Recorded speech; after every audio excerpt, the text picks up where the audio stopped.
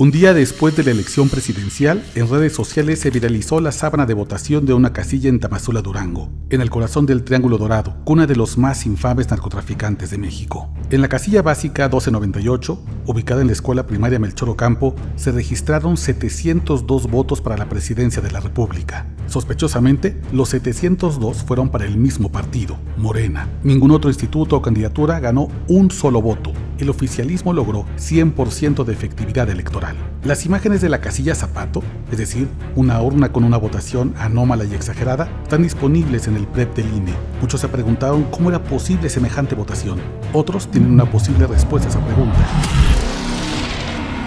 Nación Criminal con Óscar Valderas.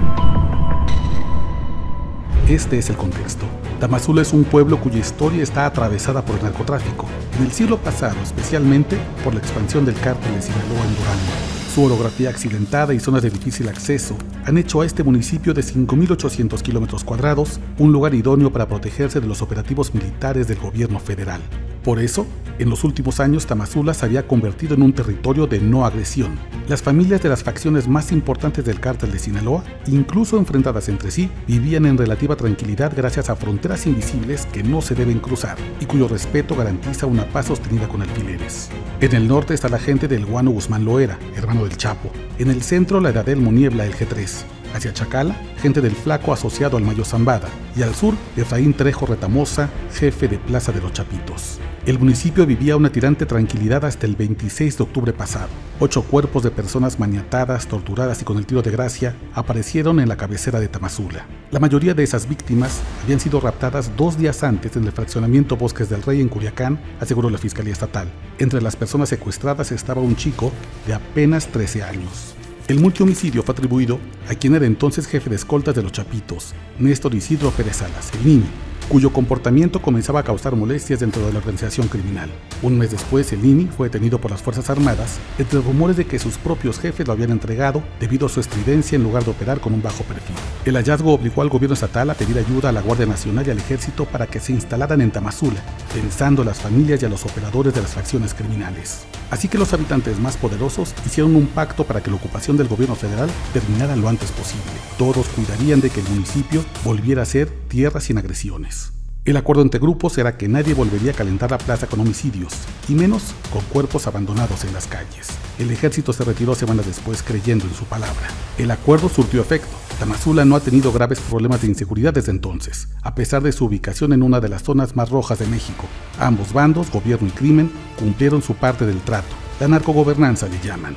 Una fuente cercana a Tamazula cuenta que días antes de la elección circuló un aviso por las radios del pueblo. Y es que a falta de señal, los líderes criminales se comunican con walkie-talkies con la población. Y desde ahí salió una mitad de instrucción, mitad consejo. A votar todos por Morena. No hubo necesidad de pagar por el voto, asegura la fuente consultada. Tampoco de hacer amenazas de muerte. La violencia es un mal recurso en una plaza que se pretende conservar fría y convierte a los habitantes en delatores. Tampoco hubo rebelión ni inconformidad entre los vecinos. Si los jefes del municipio piden el voto a favor de un partido y eso mantiene la paz, entonces acata. Mitad miedo, mitad agradecimiento. El final de esta historia es pública en las actas del PREP.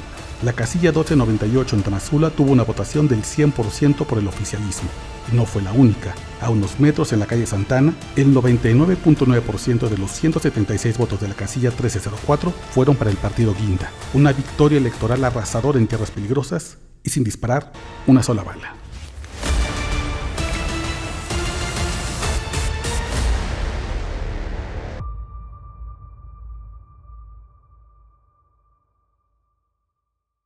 Decíamos que después de la elección iba a ser el mismo país. Estamos peleados y sentidos y lo que usted quiera, algunos otros sobrados, súper emocionados, muchos. Hay buenos ganadores, por cierto. Hay gente que sabe ganar y lo hace muy bien y lo hace con moderación y lo hace viendo al adversario. Por desgracia son los menos. Y hay muy malos perdedores también. Muy, muy malos perdedores. Hay pocos buenos perdedores. En fin, decíamos que todo eso iba a pasar, pero que el país iba a ser exactamente el mismo. El país con muertos, el país con violencia, el país con levantados, el país lleno de inseguridad. El resultado que hemos tenido pues tiene muchísimas lecturas, pero una de ellas también pues va por el crimen organizado. Y no estamos diciendo que Sheinbaum ganó como ganó por el narco. Con el tamaño de triunfo que tuvo, 36 millones, pues es muy difícil pensar que haya tenido que ver muchos factores más allá de la gente que decidió votar así.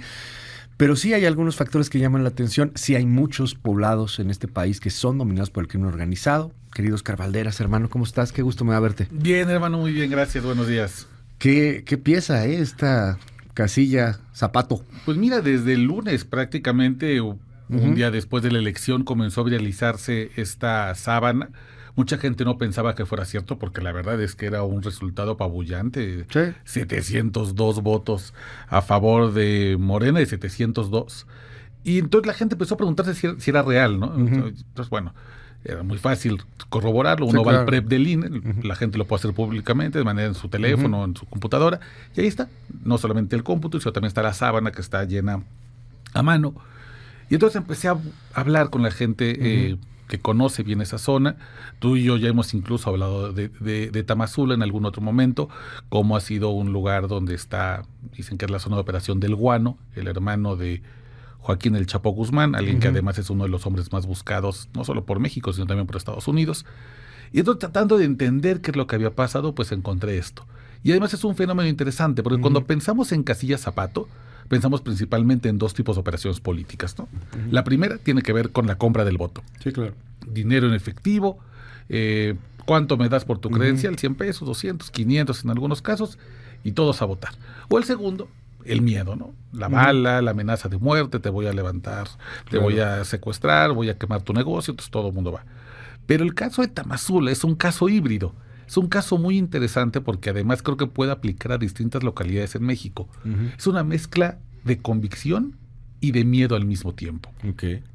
La gente, los 4 grandes liderazgos que operan en Tamazula, que además ahí viven y tienen dividido el municipio por una especie de fronteras invisibles, hicieron pactos con el ejército, con la Guardia Nacional, para decir, sálganse de aquí, después de la masacre de octubre, donde dejaron 8 cuerpos, supuestamente atribuidos al INI.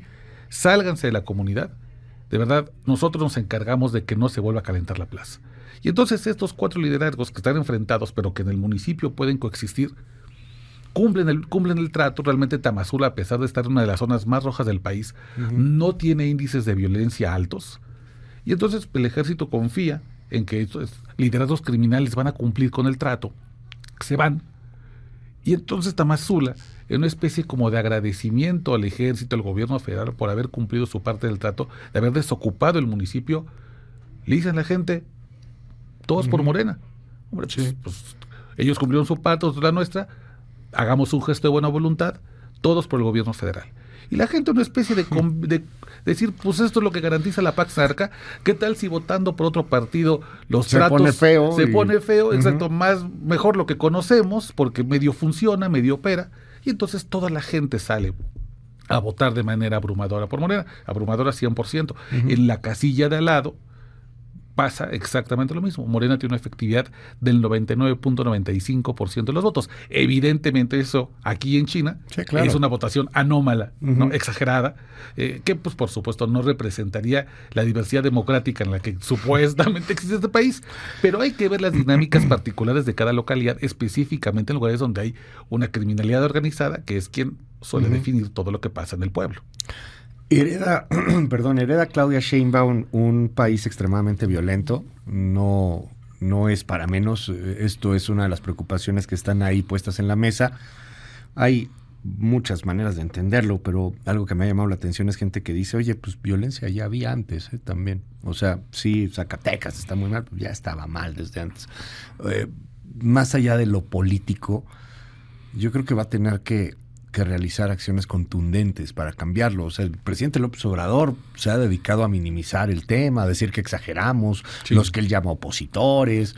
Y sí, ahí está clarito el mandato de las urnas, ahí está clarito el resultado. Sí, al presidente lo aman, lo adoran. El presidente puede tener muchísimo poder, decir lo que quiera, pero la realidad está ahí. O sea, nadie está inventando los muertos, no se están exagerando. Se habla de México prácticamente en un estado de guerra. ¿Qué tendría que hacer Sheinbaum para cambiar este escenario? ¿Hacia dónde ves el nuevo gobierno? ¿Han sido claros en eso?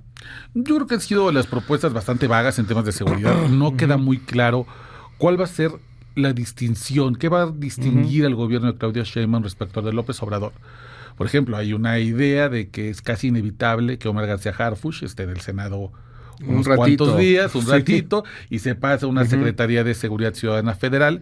Sin embargo, es una secretaría que no tiene el mando de la Guardia Nacional, ¿no? Que es en realidad donde está el fuerte de Harfuch, la operación, digamos, el diseño de operativos estratégicos, de la inteligencia criminal. Habrá que ver si realmente ese es un espacio idóneo para alguien con su perfil, que tiene más bien carácter policíaco, un carácter operativo, sobre a ver si lo mandan a la Guardia Nacional. Todavía quedan muchas de esas dudas. Lo que es interesante es que ahora ya no tiene Claudia Sheinbaum el pretexto que tenían algunos otros presidentes que no podían supuestamente atacar la criminalidad y que echaban la culpa a los gobernadores, ¿no? Que decían, a ver, los homicidios en teoría son del fuero común y le corresponde a los estados la investigación y la persecución de los homicidios. 24 estados son de Morena, ¿eh? Ya. Exacto. O sea, con este tipo de victoria arrasadora, no hay pretexto para que no haya una interlocución entre gobierno federal, gobierno estatal y muchos municipios, y que entonces esto pueda permitir una estrategia conjunta y que donde ya no hay una falta de comunicación porque este es de tal partido, porque este es de otra coalición, porque yo no le hablo a esta persona. ¿Sabes qué? A lo mejor de ahí viene también parte de las muchas lecturas que tienen que ver con este triunfo apabullante. Si gran parte es la preocupación, a lo mejor hay mucha gente que dice, ¿sabes qué? ¿Qué tienes que hacer para garantizar seguridad? ¿Quieres todo el poder? Ahí está todo el poder, pero garantízame que no me van a estar matando, que no van a estar levantándome, que no muchas cosas. Querido Luis, esa es la explicación a la casilla Zapato de Tamazula. ¿Por qué la gente en Tamazula, en Triángulo Dorado, revisé las votaciones anteriores, eran votaciones bastante diversas? Gente que votaba por el PRI, gente que votaba por el PAN, gente que votaba por el PRD. ¿Por qué en esta ocasión es 100%, bueno, te digo, esta mezcla de convencimiento y de miedo? Déjame ponerte un ejemplo. Los años más violentos de la zona de la Laguna, donde viene el enfrentamiento entre los Chapos y los Zetas, que es un reguero de sangre por ahí del 2010, ocurre justo cuando el presidente Felipe Calderón, panista, tenía en el gobierno de Coahuila, priista, un enfrentamiento ideológico justamente porque Humberto Moreira, el entonces gobernador, estaba enfrentadísimo. Tú te acordarás que incluso Humberto Moreira fue el único gobernador que acusó fraude electoral en 2006, creando una tensión con Felipe Calderón. Y el asunto en la Laguna se resuelve cuando llega Enrique Peña Nieto, que es priista, y entonces cambia de gobernador y entra Rubén Moreira, que también es priista, el hermano de Humberto. Esta alineación, digamos, cómo se alinea el gobierno federal con el gobierno estatal, permite que haya una interlocución y que la Laguna comience a resolver sus problemas de inseguridad. Ojalá este sea el caso. El problema es que el riesgo es que la única forma de salir de este problema sea dando poderes absolutos, sin contrapesos. Pero mucha gente está dispuesta a intentar ese modelo si eso le garantiza seguridad. Oye, y cerrando, Oscar, el otro tema que creo que va a ser muy interesante y que ya estaremos analizando es el asunto del relevo en quien realmente manda en seguridad, que es el ejército. O sea, esa es la sucesión por la cual no votamos. Claro. Claudia Sheinbaum, de alguna manera, bueno, pues será la primera presidenta y como tal, la comandante en jefe, la jefa de las Fuerzas Armadas, absoluta, y pues también tendrá que hacer ahí algunas negociaciones, o sea, a ver lo que dices de Omar García Harfuch, ok, a ver, pongamos a Harfuch en Guardia Nacional, ¿no? Pues a ver si lo aceptan los militares, que yo creo que sí, tiene un pasado militar y tiene muchas cosas claro, con sus padres y su ascendencia y su abuelo y todo el tema, pero pues al final de cuentas militar no es, ¿no? O sea, sí, hoy mandan los soldados, hoy mandan los verdes. Y hay dos grupos muy claramente definidos, me parece, las Fuerzas Armadas. Los que ya están muy cercanos al poder con Andrés Manuel López Obrador, que desean continuidad. Evidentemente no repetirán los secretarios Luis Crescencio ni el almirante Ojeda. Seguramente ellos ya irán alguna especie de retiro. Pero cada uno, por supuesto, está cabildeando para que alguien cercano a ellos queden. Mientras que hay el otro grupo, más bien identificado con el general en retiro Salvador Cienfuegos, que también buscan recuperar la cercanía con el poder presidencial.